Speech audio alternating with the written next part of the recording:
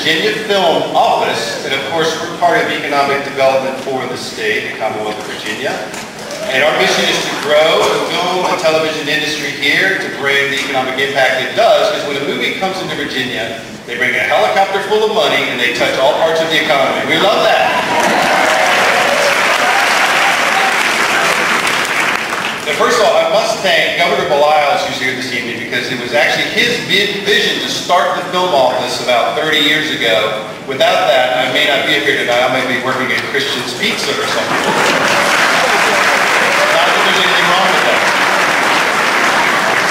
But it's so special whenever we get an opportunity to welcome an esteemed filmmaker, Meg Ryan, making directorial debut right here in Virginia. What an honor for us to be able to do that.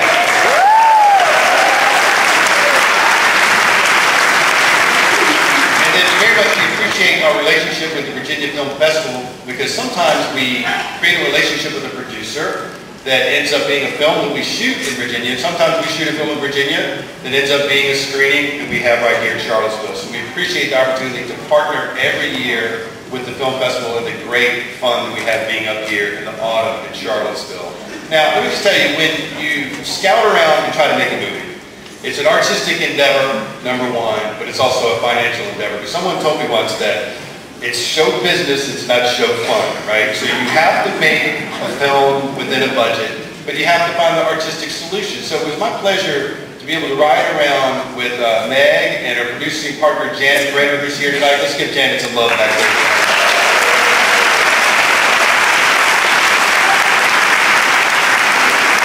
Ride around in a van for hours and hours, you really get to know each other a lot and become friends, and you know what your children do and what your family's about and how you got into business and all this. And I got to tell you, it was my privilege to get to know who you know as, she's probably tired of hearing this, but America's sweetheart, sorry. But, you know, I just got to know her as a sweetheart and a really kind person, and she was kind to the crew, kind to the community, and really serious about her craft, but a kind person. And to me, kindness goes a lot further than being famous, I'm just saying. So let's give it for Meg. So kind to be here.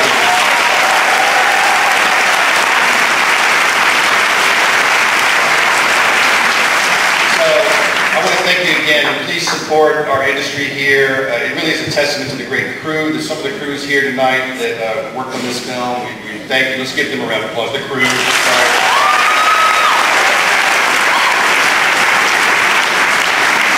Testament to the communities that we work in and the crew that we're able to bring this work here. It's also a partnership with government. Because of that financial element, it requires tax credits to attract this work into the state. So please support our efforts to do that, and thank you very much. Now, speaking of our partnership with the Virginia Film Festival, it's my pleasure to introduce to you now my friend, and he is the Provost of the Arts, Vice Provost of the Arts. Thank you, Jody. And the director of the Virginia Film Festival, and who knows, maybe America's next sweetheart. Jody Kielbasa.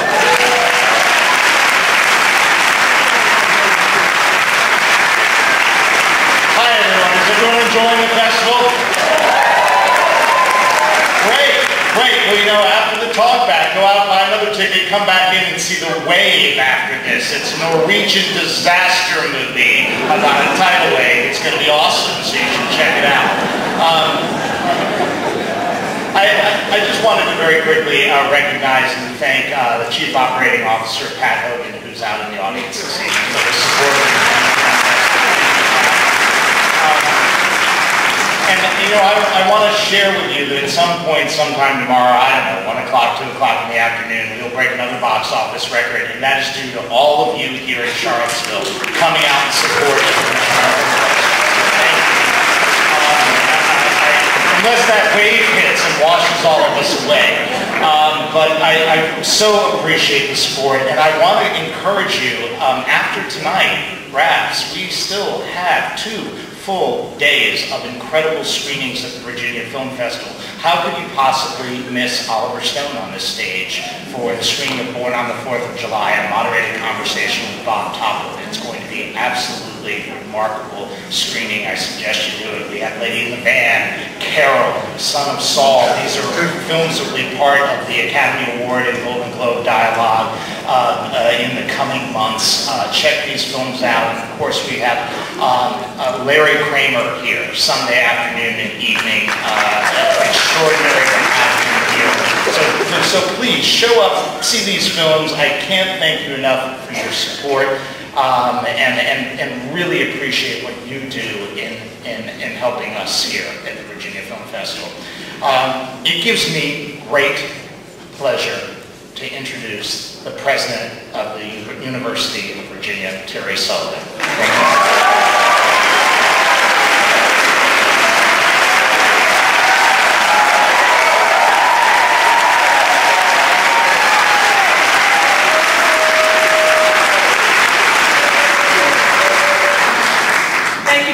Introduction, Jody, and thank you for the warm welcome. I'm delighted to be here on an exciting evening for the Virginia Film Festival, for the University of Virginia, and for Charlottesville. The Virginia Film Festival has grown into one of the Commonwealth's most significant cultural events, and it serves as an important connection between the university and the community. I want to congratulate Jody and his outstanding staff on another terrific festival program for this year. With more than 120 films and an astounding array of events and special guests this year, the biggest challenge is choosing which films to see and which events to attend. Tonight I have the honor, on behalf of the university, to welcome Meg Ryan to the Virginia Film Festival for her directorial debut in the film Ithaca. I'd also like to welcome the film's producer, Janet Brenner, and actor Lois Robbins. I look forward to your discussion after the film. In her acting, Ms. Ryan has given us many unforgettable film performances. For tonight's film, she moved behind the camera to tell a wonderful story based on the 1943 novel, The Human Comedy, by Pulitzer Prize-winning author William Saroyan.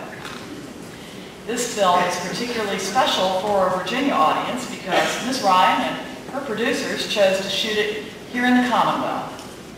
Supporting and showcasing Virginia filmmaking has been and always will be a key part of the Virginia Film Festival's mission. Films such as Ithaca and others supported by our friends at the Virginia Film Office contribute in many ways to our economic and cultural life here in the Commonwealth. We're grateful to everyone who helped bring the film to life. Please enjoy Ithaca, and following the film, a question and answer period. Meg Ryan.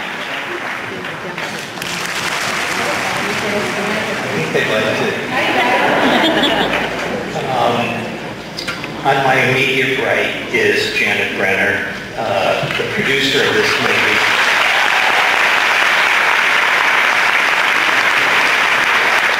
Co-founded the Theater on the Green in Washington, Connecticut, numerous theatrical producing credits, won an Outer Circle Critics Award, strong musical background.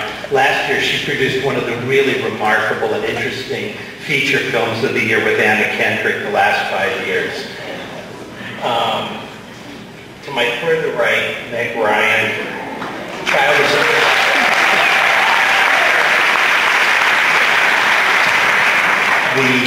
the child of school teachers in Connecticut, studied journalism at 2 universities, found almost immediate success as an actress, and the breadth of the type of film she's done is really remarkable. Big Entertainment, Top Gun, Inner Space, Proof of Life, romantic comedy, When Harry Met Sally, Let's get that Sleepless in Seattle, You've Got Mail,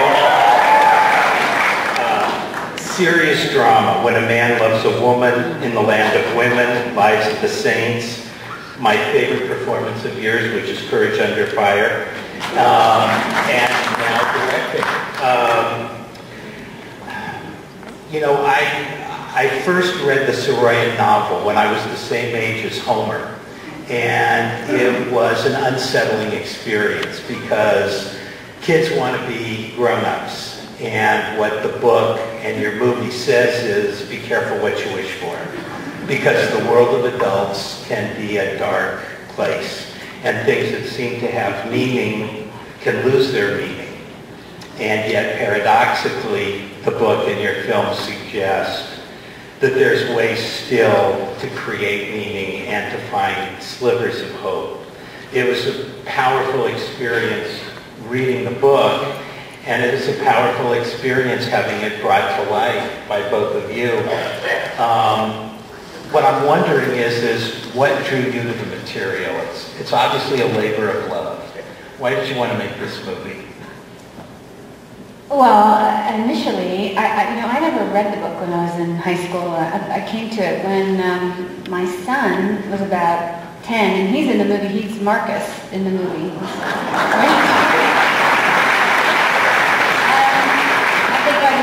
Any parent knows there's this moment when you think, oh, it was really for me when he pulled out of the driveway alone in the car for the first time, you know, like 16 years old, he was going to go out and drive around LA, and I thought, oh my God, wanted to have like one of these to make an announcement to LA, be careful of him, he doesn't know what he's doing, be careful of yourself.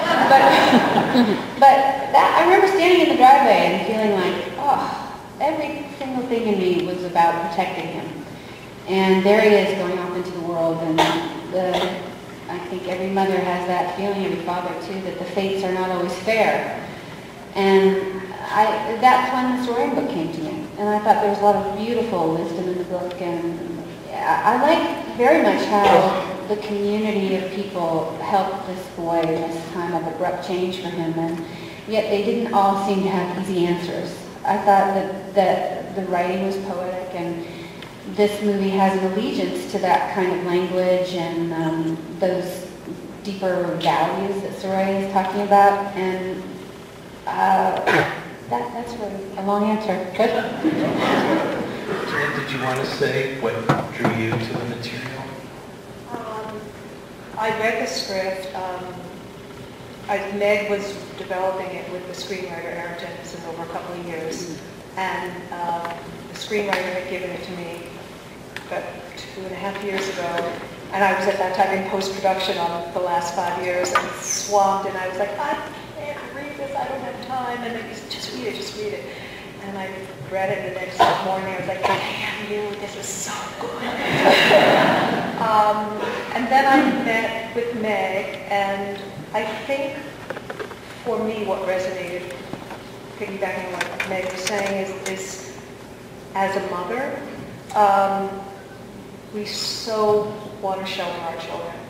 I have 3 children, and we want to protect them, and we want to embrace them and do everything we can to prevent all the things in the life that will inevitably happen. And there's a moment in the script, and it's particularly the way Meg plays this moment, where Homer says, he tells his mother about delivering the letter to Mrs. Sandoval, and then he says, I'm never going to let that happen to you.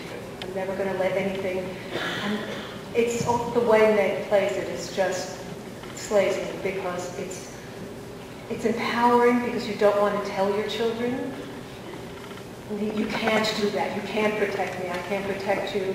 And at the same time, there's a knowing that it's going to happen, something dark and bad is going to enter his life, but you want to shelter them. And that's even longer answer to And he's a beautiful protagonist in the book as well, I think, in the movie. And because his driving desire is to protect the people he loves, to keep the angel of death away from Ithaca, and it's impossible. And part of the challenge in a way of doing the movie was to, even though we all know in a way the end, like we all know you know, for each one of us, what's going to happen. The teasing out of the poetry along the way, and the teasing out of the, oh no, not, no, no, along the way, was, you know, the treat of being in the editing room and with these kind of actors, because... Yeah, speaking of these actors and working with these actors, did yourself being an actor shape the way you directed your actors? Oh, first of all, I wish I'd done it earlier because I learned about acting. Everybody does it so differently, you know? I mean, about 70% of the people in the movie have never even been in a movie. You know, the littlest people and the teenagers, and most of them, all of them hadn't been in one. And Sam is such a particular kind of actor, and Hamish is so different, and I had to have sort of different strategies with everybody. So, and then Mrs. Macaulay, she was a trip to deal with. So, that was a very skitsy experience, you know. What's really hard about being a director that you find that you may not have anticipated?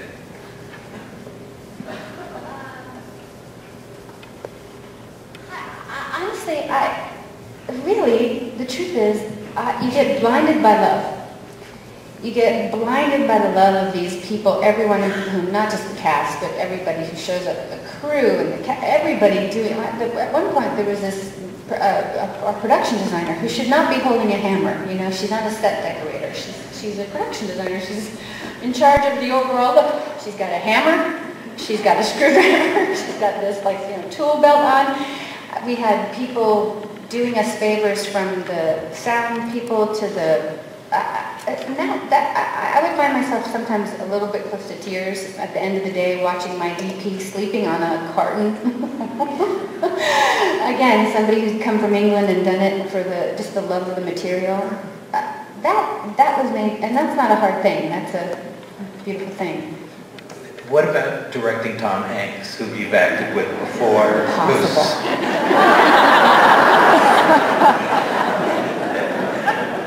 I mean, he's so amazing that he came into the loop. I mean, I think he says 3 things as the ghost of Mr. Macaulay, and then we had to, you know, I had to have him loop something. He was in there in the little booth for like 45 minutes.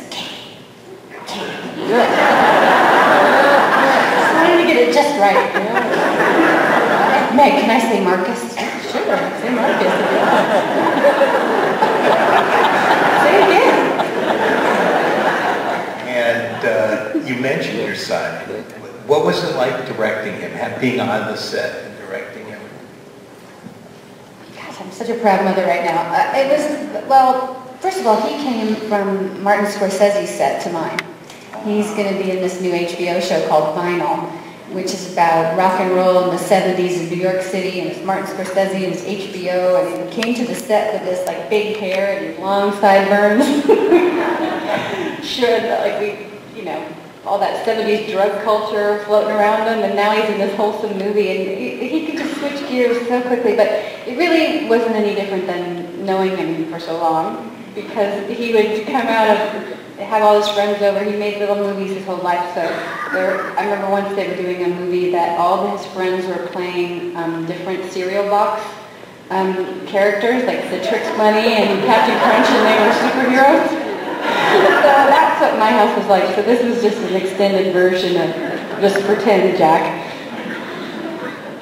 You know, I was looking at some of the people who've directed you. So George Cukor, the first director of Gone with the Wind, she's worked with Tony Scott, Rob Ryan, John Patrick Shanley, Oliver Stone, Nora Ephron, Lawrence Kasdan, Diane Keaton, Taylor Hackford, Jane Campion. And the list goes on. It's a remarkable group. And were there times where you thought, or in hindsight thought, specifically I've stolen or borrowed from the people who directed me? Yeah, that's the great thing about filmmaking. It's that kind of community. Even if they're not standing there with you right then, they're with you in your DNA suddenly. I thought often about Nora and Jane Campion and lots of things that Larry Kasdan told me, and the example of how what works on the set, actually, with the director, and what doesn't work on the set. So all of it informed me, because I knew a lot more than I thought I knew, and then I knew a lot less than I thought I knew, too. So, yeah. Specifically, like, what did, like, Kasdan tell you, or what, are there specific things, like, from Nora Ephron that you thought of? Well, Nora ran a really fun set, you know, and a really relaxed set, and she cast the crew as meticulously as she cast her cast, and that's something I learned from her. And she had a love of actors too, just a absolute, like, fall down to her knees love of actors, and that I have too. You know, it's a very vulnerable thing to do, to be Sam Shepard and come on the set for 4 days. I mean, I think he was maybe there 5 days total, and pull that off. I mean, and a 16 or what Homer, Alex, turned 16 on the day we wrapped. And he'd never done a movie before, and I think part of what made the experience so great was that everybody on the set knew it was a coming of age for Alex as well as Homer. So it was just beautiful. You know, we've all got favorite moments in movies, and my favorite moment in your movie is the scene in the telegraph office when Ulysses is literally embraced at one moment by his brother, by Spangler, and by Grogan. And it's not a big scene, but it's a scene to me that sets off a motif that runs through the whole movie, which is community. There's the community of the telegraph office, there's Homer's family, there's the town, there's the way you shoot the kids, often in groups. And I was wondering, sort of, what was your aesthetic and content thinking about community? Yeah, that's obviously a big part of the movie. The kids were a little passive. They were I think Janet must have thought I was nuts because I kept saying, bring in those kids. We got to have those kids. And to me, they were always the measure of how far Homer had come from his innocence. And Ulysses in particular, that little face of that little boy, is like, I have a visceral reaction to him and the innocence of that. And that I would look at, he was my screensaver for a while. Look at him and be so moved and think, what are we wishing away our innocence for sometimes in this culture? You know, the violence and you know, all the things that we deal with as modern society. And this is such a world of poetry. And, you know, why not have that up? Anyway, it is a community effort, which is beautiful, filmmaking for you, for community, about a community that doesn't have all the answers, but wants to encourage the integrity of one young boy, to make him, change him from a man into a man who knows how to operate with integrity. And if there's anything more hopeful than that, that to me is a very hopeful thing. That we are responsible for our children in that way. Yeah, I thought that was something I loved about the movie, which is all the communities turn out to be frail, and yet they still manage to do what you're saying needs to be done. And it's that tension and subtlety, which is really nice. They're all so flawed. You know, I love that Spangler finds himself jealous of a 15-year-old. Yeah. I love that you know, Sam, that Grogan struggles with alcohol and yet has this overwhelming love for this kid. I love him standing in that street corner with the silence everywhere, just watching Homer go off to deliver the next telegram, knowing full well what he sent him off to do. Yeah. You know, I wanted to ask you about the look of the film, which is, you know, it starts off, there's lots of light, it's beautiful, it's small town, it's wonderful, and then once Homer delivers that first telegram, you take us into shadows. And the rest of the movie is sort of this going back and forth between the light and the shadows. And I know you didn't have a lot of money, but the aesthetic, the look, everything, you know. We shot this in 23 days in Richmond. Wow.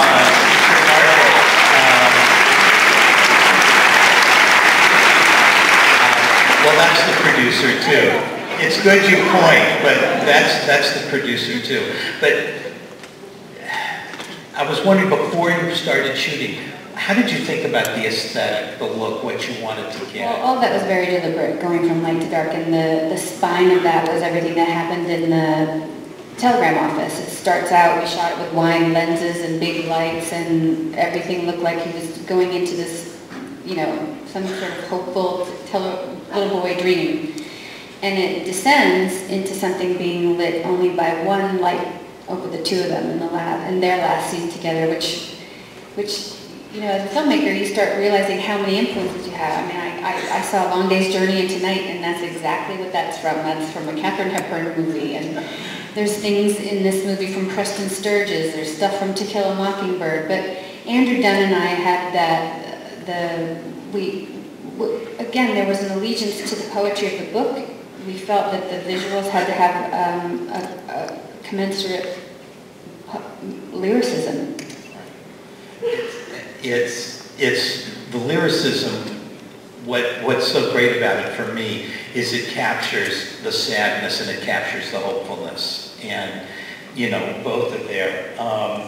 You know, as you know from making studio films, studio executives often go, if these three scenes work, this movie's probably going to be okay. That's for a big budget Hollywood movie.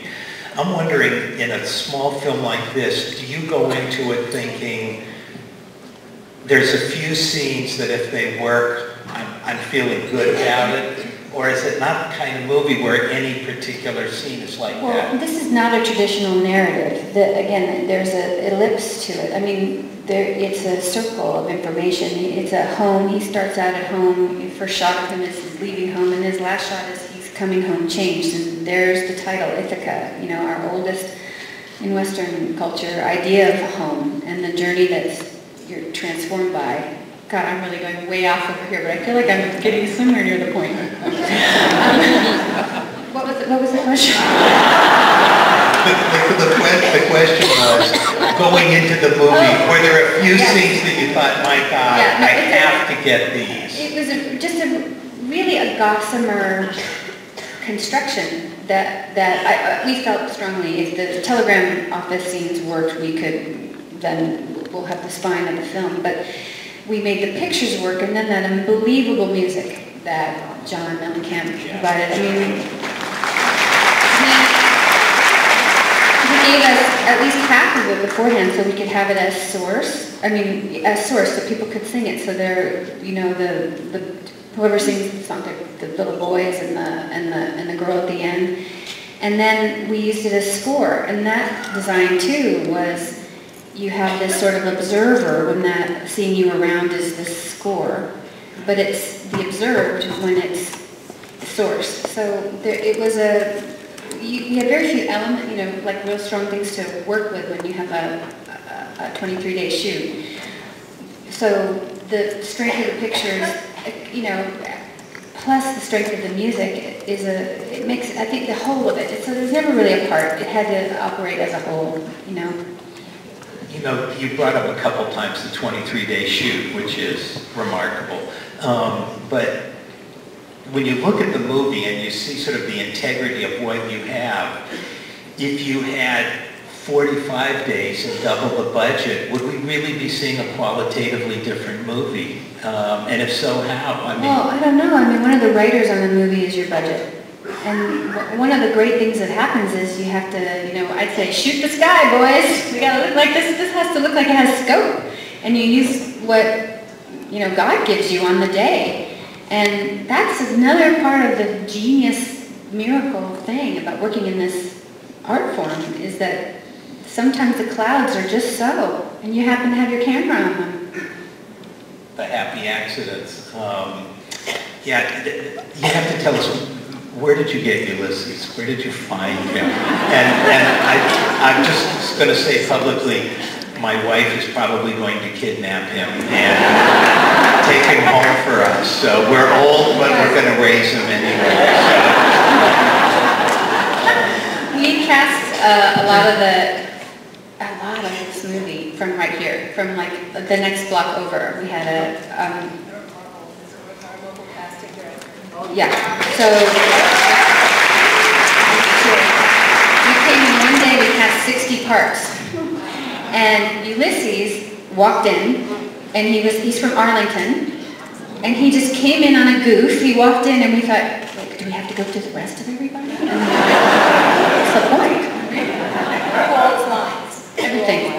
And he's as adorable a human being as they come. And he's really smart. Like, we finally figured out that, you do takes. You don't just do one. And I'd say, okay, one more. And he thought he'd outfox me, so he'd start saying, like, he'd go, all in one take, he'd go, Homer got a job. Homer got a job. Homer got a job. Get those 3 takes over with.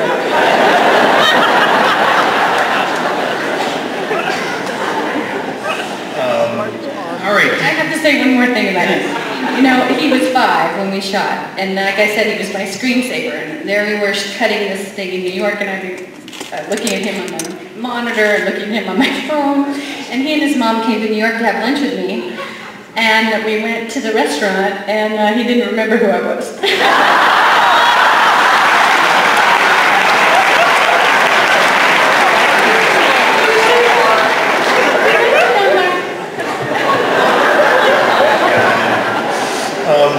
All right, should we take some questions? Anybody have any questions for these people? Yes, sir.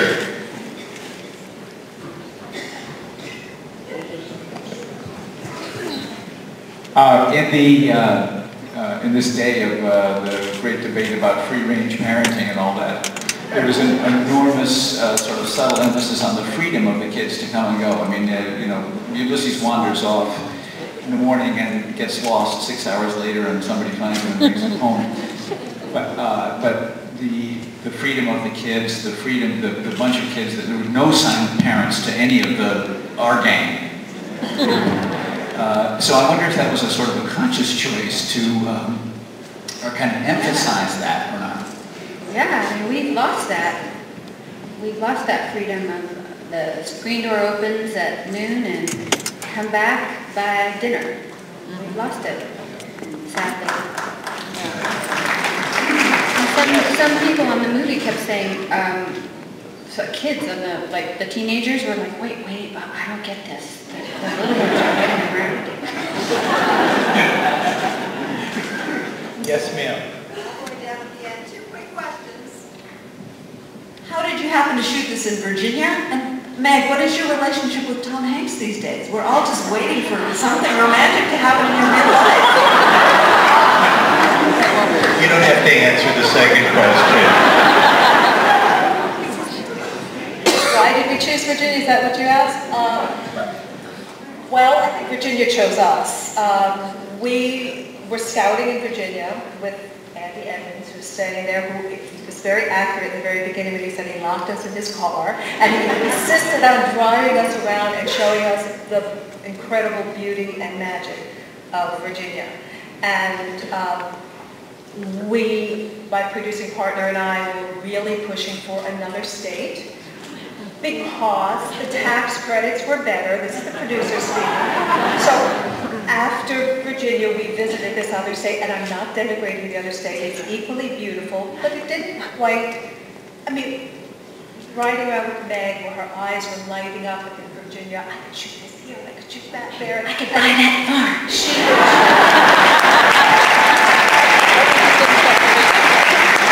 So I did my best to lobby for the other state, but I looked at Meg.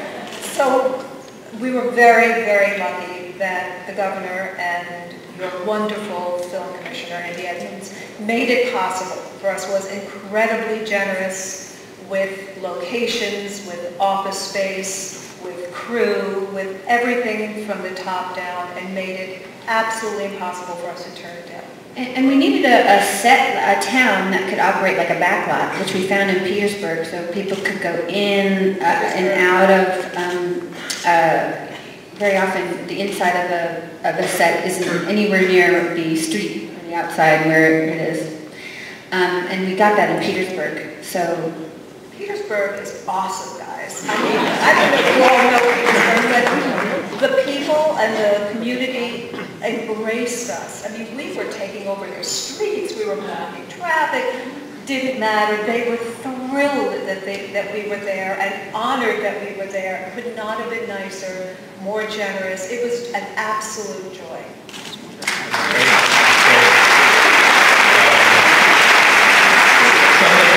In the back, in the balcony, there's a man up there. I'd just like to make a quick comment. I would love to get your comment about my comment. I was really impressed with the slower, more deliberate pacing of the film, because I think it was so consistent with the time that it was shot. It was a slower time. It was rural America. People weren't rushing around. People didn't live a life of quick cuts. There were long, slow takes. I grew up in the 1950s and 60s, and I kind of remember that, what that felt like. And I just really appreciate that pacing, because I think it lent much more authenticity to the film. We felt it was just, you know, you try to marry form and content in a film, and you try to do that successfully, so it doesn't look tricky or anything. But this story, I felt, needed to be told. We all felt needed to be told in a really forthright way, and we really, really wanted the feeling experience. If you could just feel the loss of one precious person because of a violent conflict, because of, if you could just feel the fact that a poetic kid conscripted into the army, the least likely kind of person, with those sort of thoughts, right, giving them in that kind way to his brother, you could, and I felt like, and I think we all felt like, that you needed to spend time with these people and let things grow, and yes, it was consistent with the time, but also with the content of the piece, I think.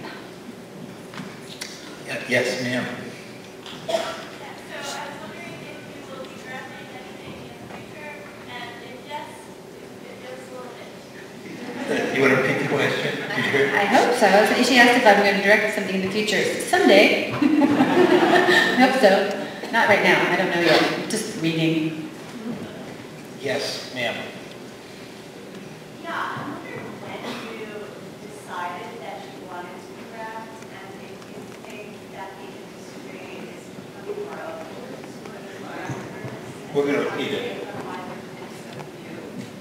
The question was, when did Meg decide she wanted to direct, and if she feels the industry is becoming more open to women directors?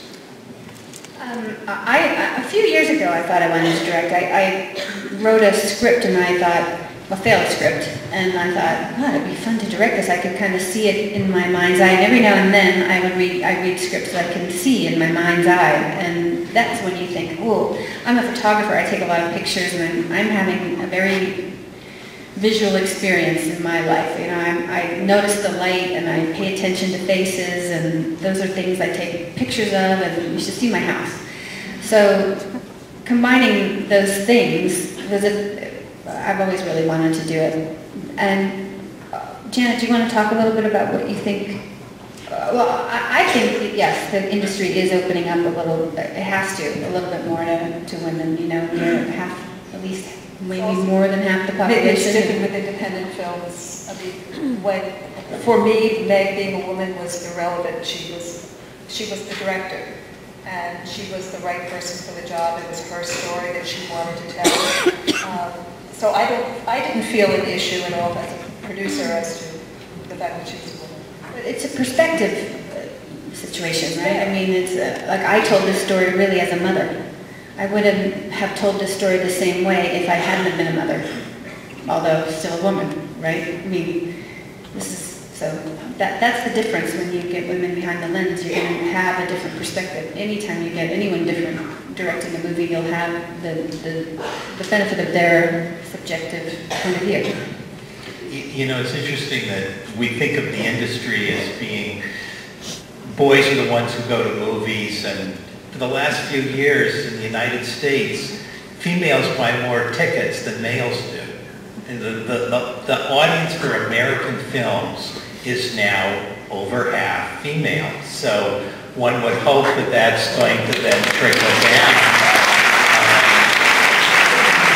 And we can get more women directors. Yes? Oh. Yeah. Oh, sorry. Oh, yes. Go ahead. Yes. Sorry. Yes, ma'am. I can't see that far. Oh, Jimmy McCool!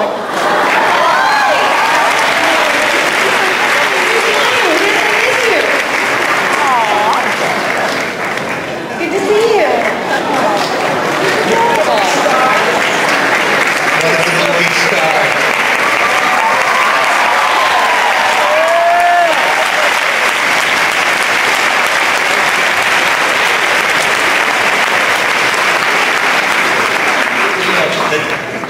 Glad you stuck your hand up. As long as we're acknowledging talent that contributed to this movie, one of the most beautiful, powerful scenes in the movie is anchored by Lois Robbins, who's here. Where are you? Are you here? Lois Robbins. It's like Mrs. Beaufort. There she is. Right here.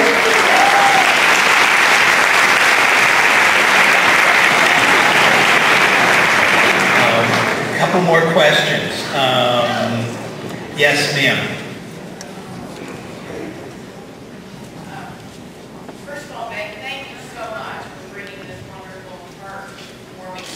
The screen. I'd like to know a little bit more about your directorial preparation process, how you were thinking through breaking down the script, and the time, how much time did you take before you started shooting?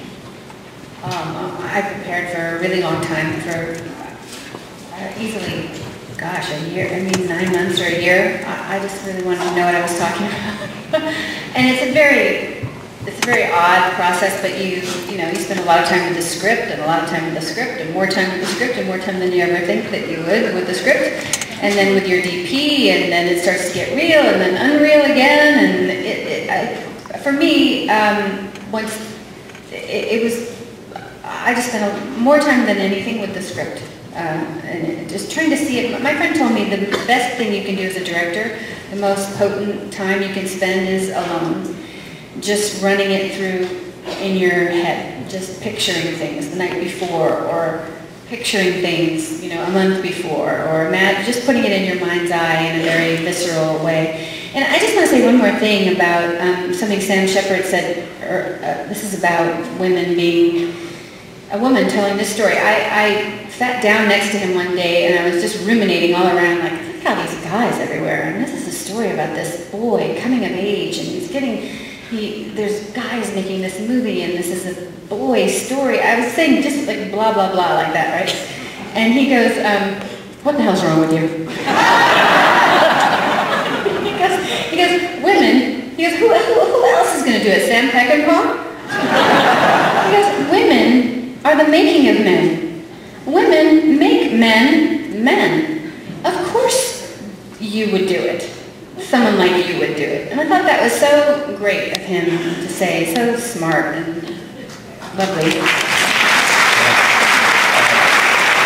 couple more questions. Yes, ma'am. Oh, what was it like to direct yourself?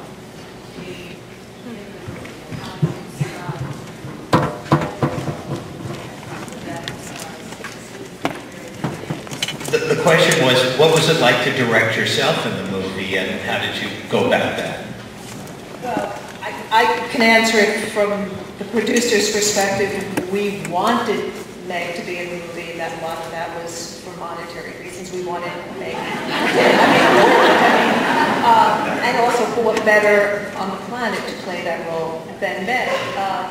I think, Meg will 2 for 1. Exactly. Absolutely. Get paid nothing twice. That's right. In terms of the difficulty, I think Meg will have to address the difficulty if she felt any in terms of getting in front of the camera, behind the camera.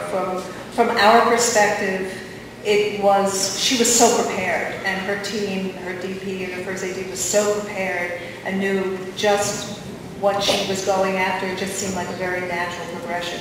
I think Meg may say it differently. Yeah, it's a really strange thing because I remember in the last sequence of the last part of the movie when Sullivan has to come out and receive this letter, I'm standing in the back going, okay, this is very upsetting.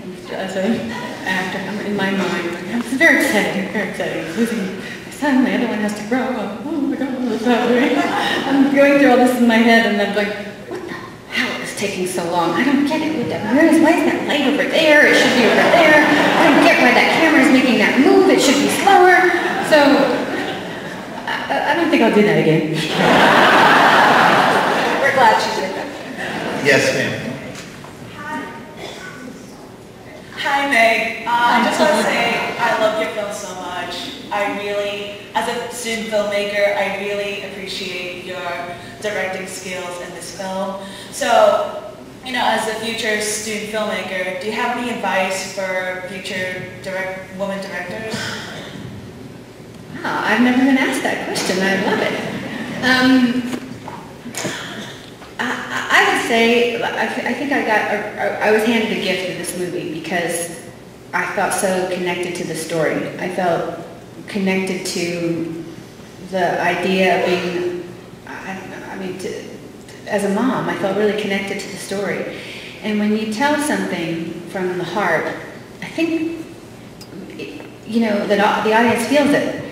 And no matter what technical things you learn or I know now or anything, all that stuff can come to you. But how you have this thing happen between the skinny little frame up here and all of you guys is some kind of little miracle. So I think loving your story, that's what I would say. First time out, love your story like you can't even believe you love your story. You know? I want to end with the end of your movie, which the movie's beautiful and it's moving and it's all sorts of things. And at the end, there's also anguish. And the movie doesn't shrink at all from ending with anguish. So amongst other things, you made a brave movie. Thank you very much.